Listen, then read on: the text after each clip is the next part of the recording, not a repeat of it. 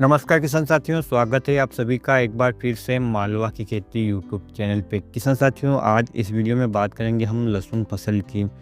लहसुन फसल की समयावधि की बात करें किसान साथियों, तो यह अलग अलग हैं, अलग अलग वेराइटियों की बुआई है।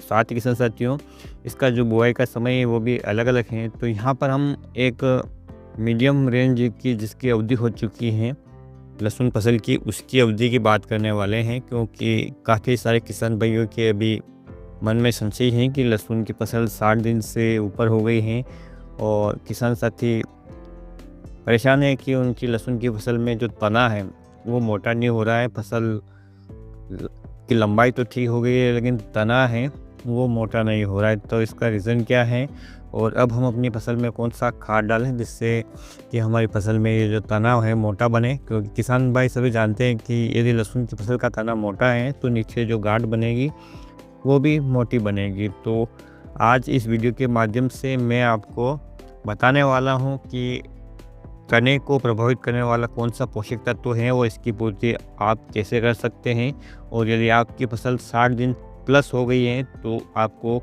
किन खाद का प्रयोग अपनी फसल में करना चाहिए। तो किसान साथियों, जैसा कि सभी फसलों की 3 स्टेज होती हैं, वानस्पतिक वृद्धि, प्रजनन अवस्था और तीसरी अवस्था होती है जब प्रोडक्शन या उत्पादन होता है या जब फसल पकती है। तो यदि लहसुन की फसल को भी इन 3 श्रेणी में गिना जाए तो किसान साथियों, पहले होती है वानस्पतिक वृद्धि जो कि होती है 60 दिन की। किसान साथियों, यहाँ से चलते हम 40 दिन की जो अवधि होती है रिप्रोडक्टिव स्टेज होता है, या यूँ कहें किसान साथियों कि जब पौधा अपनी ऊर्जा को अपने तने में स्टोर करता है और आखिरी के जो 20 दिन बचते हैं या 100 दिन से जो ऊपर का समय होता है किसान साथियों, उसमें फसल पकती है, गांठ बनती है, यह वो समय होता है। लेकिन जो वेराइटियाँ अलग अलग हैं, खेत की मिट्टी के आकार प्रकार के हिसाब से भी किसान साथियों ये जो समय है 120 दिन की हम इस यहाँ पर सामान्य फसल की उम्र मान रहे हैं, लेकिन वैरायटी के हिसाब से, खेत की मिट्टी के प्रकार के हिसाब से ये जो लहसुन की उम्र है 150 दिन तक जा सकती है। जैसा कि आप जानते हैं कि लहसुन की जो रियाउंड सिल्वर वैरायटी है वो 150 दिन का समय पकने में लेती है। तो थोड़ा बहुत अंतर आ सकता है, लेकिन यहाँ पर हम एवरेज रूप से बात कर रहे हैं। अब किसान भाइयों के सवाल है कि हमारी जो फसल है कहीं पे हाइट अधिक है, कहीं पे हाइट कम है, तना है वो मोटा नहीं हो रहा है, तो तने को प्रभावित करने वाला कौन सा पोषक तत्व होता है उसकी बात करें किसान साथियों, तो जो भी जड़ वाली फसल है, कंद वर्गीय फसल है या आपकी चाहे दूसरी फसल, उसमें तने को सबसे ज़्यादा प्रभावित करने वाला जो पोषक तत्व होता है वो होता है फास्फोरस।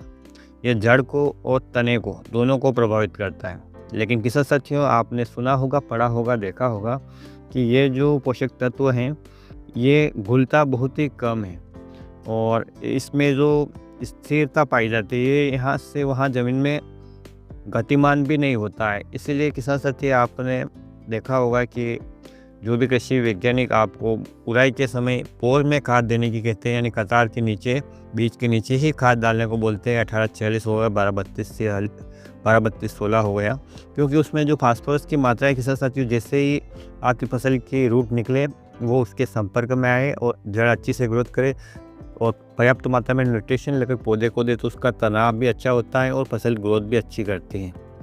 लेकिन लहसुन की फसल में तो कोई उड़ाई खाद की करता नहीं है, जो भी डालता है ऊपर से ही डालता है, बिखेरता है, छिड़काव करता है और फिर पानी लगाता है, चाहे वो बेसल डोल में हो, चाहे वो बाद में उसकी टॉप ड्रेसिंग करे। अब किसान साथियों, सामान्यतः कहा जाता है कि 60 दिन के बाद ऊपर से आपको खाद नहीं डालना चाहिए, क्योंकि फसल की जो अवधि होती है, पौधे का जो विकास होता है वो 60 दिन तक की स्टेज में आपका पौधा तैयार हो जाना चाहिए, यानी आपके पौधे को पर्याप्त खुराक मिल जानी चाहिए। लेकिन कई बार किसी भी कारण से किसान साथियों हम समय पे खाद नहीं दे पाते हैं, या खाद हमने दे दिया लेकिन किसी जैविक या अजैविक तनाव की वजह से हमारी फसल उसको ले नहीं पाती हैं, तो भी किसान साथियों हमारी फसल में इस प्रकार के जो कमज़ोर पौधे हैं वो होते हैं और उसका तना मोटा नहीं होता है। हालांकि लहसुन की फसल में तने का जो रोल है किसान साथियों, ये अलग अलग वेराइटियों में आपको अलग अलग देखने को मिलेगा। जो देसी वेराइटियाँ हैं इनका तना हमेशा पतला ही रहता है, लेकिन बाद में जब आपकी फसल 100 प्लस दिन पे जाती है तब जाके इसका तना मोटा है। वहीं पर यदि हम G2 ऊँटी, इन चौड़े पत्ते वाली लहसुन की वैरायटियों की बात करें तो इनकी शुरुआत से ही तना अच्छा ग्रोथ करता है, क्योंकि इसके पत्ते भी चौड़े होते हैं और इसका तना शुरुआत से ही ऐसा मोटा आपको दिखाई देता है। तो यदि आपकी चाहे देसी वैरायटी हो, चाहे आपकी जो ऊँटी वैरायटी हो, चाहे आपकी G2 वैरायटी हो, कोई सी भी वैरायटी हो, तो किसान साथियों आपको 60 दिन से ऊपर की फसल में न तो 12-32-16 का प्रयोग करना चाहिए, ना ही 18-46 का प्रयोग करना चाहिए, खास करके फास्फोरस की पूर्ति के लिए। क्योंकि जैसा कि मैंने आपको बताया कि ये घुलता भी बहुत कम है, गतिमान भी बहुत कम है, तो आपकी लागत ज़्यादा आएगी और आपको फ़ायदा कम दिखाई देगा। तो ऐसा क्या करें कि फास्फोरस तत्वों की पूर्ति भी हो जाए और हमारी लागत भी ज़्यादा ना बढ़े, हमारी फसल को भी पूरा फ़ायदा हो, फसल की जल्दी ग्रोथ हो। किसान साथियों 1/3 उम्र इसकी निकल चुकी होती है 60 दिन की अवस्था से पहले, तो आपको रिकवर करना है अपनी फसल को बाकी के बचे हुए 60 दिन में। तो आपको कुछ ऐसे फर्टिलाइज़र के प्रयोग करने होंगे जो शीघ्र रिजल्ट दें और आपकी फसल अच्छे से ग्रो करे। तो किसान साथियों यहाँ पर मैं आपको कुछ वाटर सोल्यूबल फर्टिलाइज़र के बारे में बताऊँगा, उनका प्रयोग आप कर सकते हैं। किसान साथियों ये तो बाज़ार में आपको अनेक चीज़ें मिल जाएंगी, लेकिन वो कितना असर करती हैं, कितना नहीं करती है, ये भी आप जानते हैं। आज सोशल मीडिया के माध्यम से किसान साथियों आपको ऐसे चित्र और ऐसे विज्ञापन दिखाए जाते हैं जिनका प्रयोग आप यदि खेत में करते भी हैं तो आपको रिज़ल्ट है कभी मिलता है, कभी नहीं मिलता है। जब रिज़ल्ट मिलता है तो वो अपना प्रोडक्ट की वाही कर देते हैं, और रिज़ल्ट नहीं मिलता है तो मौसम का वो रोल बता देते हैं कि मौसम ही ख़राब है, वो सबकी ऐसी ही समस्या हो रही है। तो एक उदाहरण के द्वारा किसान साथियों मैं आपको कहूँ कि आप जो भोजन करते हैं उसी से आपकी सेहत बनती है, ना कि फास्ट फूड खाने से। तो ठीक इसी प्रकार से हमारी फसल की सेहत के लिए हमें जो मुख्य पोषक तत्व हैं उनकी पूर्ति करनी है, साथ ही जो माइक्रोन्यूट्रिएंट हैं उनकी पूर्ति करनी है। टॉनिक वगैरह किसान साथियों हमारी फसल में क्षणिक परिवर्तन दिखाई दे सकते हैं कि हल्का पीलापन है तो ग्रीनलेस ले आ सकते हैं, लेकिन उसकी सेहत नहीं बना सकते। तो इसी हिसाब से फास्फोरस का रोल होता है, जैसा मैं आपको बता रहा हूँ। तो यदि आपकी फसल में ग्रोथ अच्छी नहीं है, उसकी हाइट भी अच्छी नहीं है, तो आप यहाँ पर फास्फोरस युक्त जो 1261 फर्टिलाइज़र आता है इसका प्रयोग कर सकते हैं। किसान साथियों इसका स्प्रे आप 1 किलो प्रति एकड़ के हिसाब से ले सकते हैं। वहीं पे किसान साथियों पोटेशियम की भी पूर्ति हो जाए, फास्फोरस की भी पूर्ति हो जाए, तो आप 05234 जिसमें फास्फोरस पोटास दोनों अच्छी मात्रा में है, आप इसका स्प्रे कर सकते हैं या पानी के साथ ड्रेंचिंग में भी चला सकते हैं।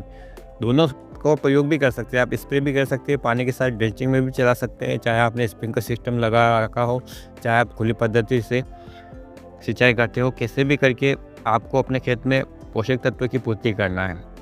किसान साथियों वहीं पर यदि आपने पूर्व में भी अच्छा फास्फोरस युक्त फर्टिलाइज़र का प्रयोग कर लिया है, लेकिन आपको परिणाम सटीक नहीं मिल रहे हैं, तो हो सकता है कि किसान साथियों आपके खेत में जो फास्फोरस पड़ा है वो घुलनशील अवस्था में नहीं आ रहा हो, तो उसको घुलनशील अवस्था में लाने के लिए आप फास्फोरस जो सोल्युबल बैक्टीरिया आते हैं उनका प्रयोग कर सकते हैं। तो उनका प्रयोग आप ज़मीन में करें और इरिगेशन के साथ करें, लेकिन किसान साथियों उनके साथ आप किसी भी रासायनिक फंगिसाइड के साथ या कीटनाशक के साथ मिलाकर उनको आप ज़मीन में न चलाएं।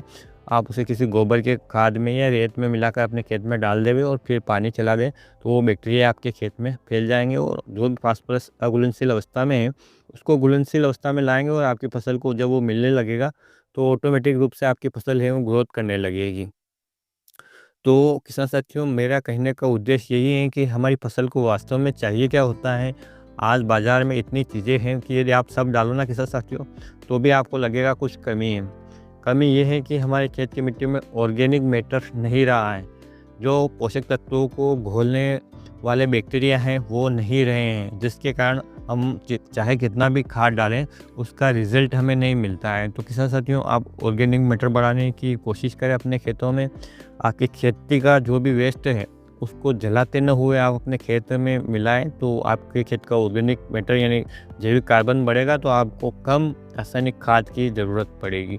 वहीं पर किसान साथियों आप ये जो NPK कंसोर्टिया या जो भी ये पोषक तत्व घोलक बैक्टीरिया होते हैं इनका प्रयोग भी करेंगे तो आपको रिज़ल्ट हैं वो बेहतर मिलेंगे। तो इस प्रकार की समस्या यदि आपके खेत में है कि आपकी फसल 60 दिन से प्लस हो गई हैं और तने आपको कमज़ोर लग रहे हैं तो आप 1261 या किसान साथियों 05234 जो कि वाटर सोल्यूबल फर्टिलाइज़र है, आप इनका ड्रेंचिंग में भी प्रयोग करें और स्प्रे में भी करें।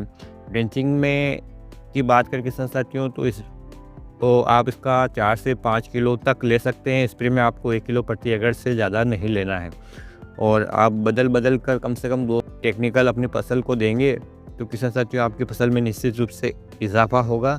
जैसा मैंने आपको बता ही दिया है कि जो देसी वैरायटियाँ हैं उनका तना आगे जाकर मोटा होगा जब आपकी फसल 100+ डेज की हो जाएगी। और ये जो वैरायटियाँ हैं ऊटी, जीतू या चौड़े पत्ते वाली जो भी वैरायटी है, इनका तना शुरुआत से ही मोटा ही निकलता है और फिर भी आपको कमी लग रही है तो ये जो वाटर सोल्यूबल फर्टिलाइज़र है इनका प्रयोग आप कर सकते हैं। या जो भी फास्फोरस रिच, जिसमें भी फास्फोरस की ज़्यादा मात्रा होती है, चाहे वो फर्टिलाइज़र हो या टॉनिक हो, कोई भी हो, उसका प्रयोग आप कर सकते हैं। तो किसान साथियों, उम्मीद करूँगा कि ये जानकारी आपके लिए लाभदायक रहेगी। वीडियो थोड़ा लंबा है लेकिन पूरा विस्तार से बताने का मैंने प्रयास किया है। कोई गलती है तो किसान साथियों आप कमेंट करके मुझे बता सकते हैं। आप अपना अमूल्य सुझाव भी कमेंट के माध्यम से रख सकते हैं। किसी भी प्रकार की कोई समस्या आपको दिख रही है तो भी आप बता सकते हैं। तो जैसे कि मैंने आपको बताई थी अपनी समस्या, तो आप भी बता सकते हैं। फिर मिलेंगे एक ऐसे ही वीडियो में एक नई जानकारी के साथ। तब तक किसान साथियों ख्याल रखिएगा आप अपना, अपने परिवार का, अपने पशुधन का और अपनी फसलों का। वीडियो देखने के लिए आपका बहुत बहुत धन्यवाद। जय हिंद, जय जवान, जय किसान।